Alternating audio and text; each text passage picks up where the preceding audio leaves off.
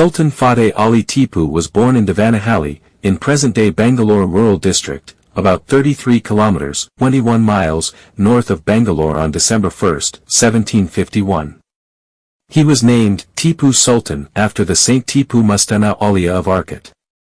Being illiterate, Hyder was very particular in giving his eldest son a religious education and a very early exposure to military and political affairs. At age of 17 onwards Tipu was given charge of diplomatic and military missions and supported his father Hyder in his wars. Tipu's father, Hyder Ali, was a military officer in service to the Kingdom of Mysore who had become the de facto ruler of Mysore in 1761, while his mother Fatima Fakhr-un-Nisa was the daughter of Mir Muin-ud-Din, the governor of the fort of Kadapa. Hyder Ali appointed able teachers to give Tipu an early education in subjects like Urdu, Persian, Arabic, Kannada, Beary, Quran, Islamic jurisprudence, riding, shooting and fencing. In the Fourth Anglo-Mysore War, a combined force of British East India Company troops supported by the Marathas and the Nizam of Hyderabad defeated Tipu. He was killed on May 4, 1799 while defending his stronghold of Seringapatam. You know, in the entire history of India, there was this one sultan who was so incredibly formidable that as long as he drew breath, the British Empire felt like they just couldn't conquer the subcontinent. He was, quite literally, the last great obstacle standing in their way. So, just try to picture the scene, right? A fortress is fallen, the battle is over, a British officer walks over, looks down at the body of his greatest enemy, and says those 5 words, "Now India is ours." That one line tells you everything you need to know about the importance of the man who had just been killed. So, who was this guy? Who was this one man whose death meant the fall of an entire continent? Well, he was Tipu Sultan, the legendary Tiger of Mysore. But to really get who this guy was, we can't start with him as a king. No, we have to go way back to his childhood, to a story that's so wild, it honestly sounds like it's from an action movie. Our story starts with a prison break. I mean, the sheer audacity here is just mind-blowing. Imagine being 10 years old, sawing through prison bars, and then basically rappelling down a wall with your little 5-year-old brother. And how do they get away? They use the chaos of the Holi festival for cover, hiding their faces with color and, get this, a tiger mask. They just slip through the crowds and link back up with their dad. This wasn't just some kid escaping. This was the first sign of the absolute force of nature he was going to become. So fast forward, when Tipu finally inherits the kingdom from his father, it's not exactly a peaceful transition. He wasn't handed a crown of gold, it was more like a throne of thorns. He was taking over a kingdom that was right on the edge of a knife. And this map just shows you how impossible his situation was. I mean, look at this. To the east and south, you've got the British East India Company. Also to the east, the super powerful Nizam of Hyderabad. And then up north, the massive Maratha Empire. Mysore was completely trapped, this rich prize surrounded by hungry predators. Conflict wasn't just a possibility, it was an absolute certainty.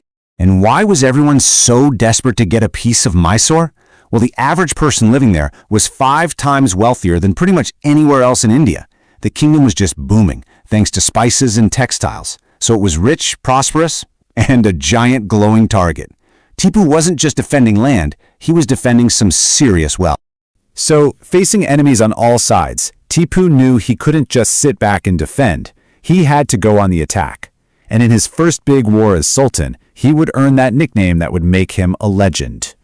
What he did next sent a shockwave all the way from Calcutta to London. Tipu Sultan didn't just win a battle. He forced an entire British army to lay down their weapons and surrender. This had never, ever happened before in India. For the British, it was this massive public humiliation, but for the people of India, Tipu became an instant hero. But right here, at the absolute peak of his power, Tipu makes a decision that changes everything. He's got the British on their knees. He could have just marched on their main base in Madras and basically kicked them out of South India for good, but instead, he chose mercy. A noble move, for sure, but maybe not the smartest one strategically. He let his greatest enemy get back up and fight another day. And it turns out, Tipu's biggest threat wasn't going to come from a foreign army after all. It was already growing, right there inside the walls of his own court. And here's where we find Tipu's weakness. He was a brilliant general, a real innovator, but he just wasn't a natural politician. He cared more about merit than about who had been loyal the longest, so he would promote new talented people. And this really ticked off the old guard, super powerful guys like his finance minister, Mir Muin-ud-Din, who felt like they were being pushed aside. And that resentment, it just sat there and festered, creating the perfect opportunity for his enemies. And you better believe the British were ready to pounce on that. Their new guy in charge, Lord Cornwallis, yep, the same general who lost the American Revolution, came in with a really clever plan. He wasn't going to try to beat Tipu on the battlefield again. Nope. He was going to take apart his kingdom from the inside. He sent in spies, found those angry courtiers, and just started buying their loyalty with gold and promises. And it totally worked. In the next war, traitors were feeding information to Cornwallis. But even then, Tipu's military genius was just off the charts. He somehow managed to trap Cornwallis's entire army. They were starving, cut off from supplies, totally facing annihilation. And this is where Tipu makes his second huge mistake. Instead of wiping them out, he shows mercy, again, and lets them retreat. This act of mercy was, well, a catastrophic error. Cornwallis regrouped, brought in his allies, and came back with an overwhelming force. This time, Tipu was defeated, and he was forced to sign this absolutely devastating treaty. The cost was just staggering. He lost half his kingdom and half his wealth. Just like that, his power was shattered. But the tiger wasn't broken. Not yet. He retreated to his capital, Srirangapatna, to make one final, epic stand as a lion. So he's isolated, he's weakened, and Tipu starts looking for an ally anywhere he can find one. And his biggest hope? Another famous enemy of the British, Napoleon Bonaparte. He sends a letter to France, practically begging for an alliance. But it was too late. British spies got their hands on the message, and now they had the perfect excuse to finish him off for good. In February 1799, the final invasion began. Armies just poured in from all four sides. But let's be real, this wasn't an ordinary war. The outcome had already been decided, not by generals on a battlefield, but by the traitors who had sold out their own kingdom for British gold. The siege of his capital city starts. And the walls were strong, they were formidable, but the traitors in his court told the British exactly where to aim their cannons, at the one spot they knew was the weakest.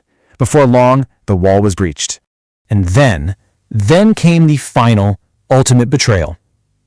As British soldiers are getting ready to storm the city, the finance minister, Mir Muin-ud-Din, rides up to the soldiers defending the breach. He tells them, "Hey, it's payday. Time to go get your money." The soldiers leave their posts, and the breach is left wide open, completely undefended. The British army just poured right in. In the middle of all that chaos, Tipu Sultan himself is fighting in the streets, right alongside the few loyal soldiers he had left. He gets wounded, he's cornered. An English soldier who has no idea who he is demands he give his name. Tipu refuses and says these incredible words. Just moments later, he was shot and killed, a lion to the very end. With the death of the tiger, an entire era came to an end. But the story of his legacy and, well, what happened next, that was just getting started. You know, the British, maybe out of respect for their greatest enemy, actually buried him with full military honors. But his family, they were exiled, and they lived in poverty for 2 centuries before their royal status was finally restored in 2009. And just like that officer predicted, less than 60 years after Tipu's death, all of India was under British rule. So, Tipu Sultan is still one of the most fascinating and, frankly, controversial figures in Indian history. To a lot of people, he's a national hero, the very first freedom fighter who stood up to an empire. But to others, he was a flawed ruler whose own mistakes led to his downfall. So the question is still out there. Was he a visionary hero, a tragic king, or something else entirely? His story really makes us think about what it means to fight for freedom and what price is ultimately paid for both victory and defeat.